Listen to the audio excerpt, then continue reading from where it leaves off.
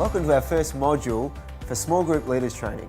We're going to start on a really practical level by talking about setting an atmosphere.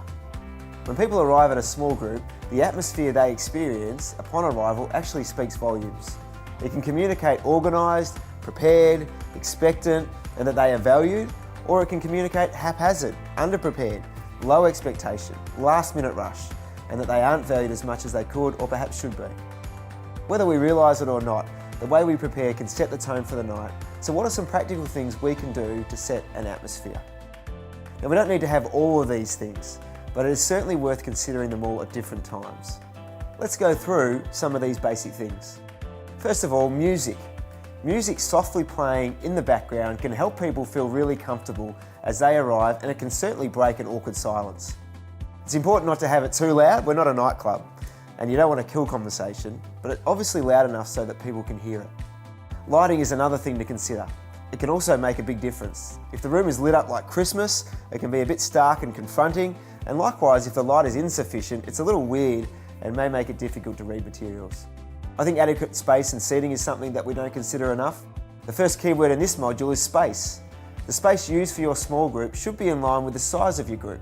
A massive space for a small group can feel impersonal, and a tiny space for a big group can feel uncomfortable. These are important things to consider, and adequate space and seating are conducive to a pleasant group experience, and circular seating certainly works best for a small group discussion.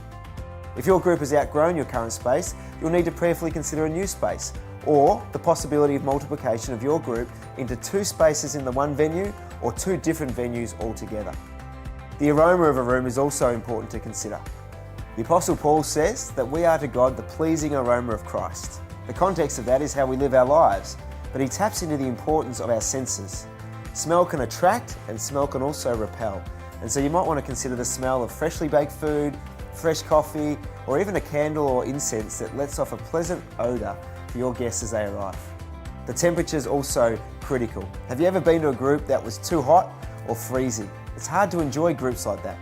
If the space you use for your small group is too hot, you'll probably put people to sleep. If it's too cold, they won't be able to concentrate. And so make sure that your room is a comfortable temperature for your guests, and this may require the use of air conditioning or heating, depending on the season of the year.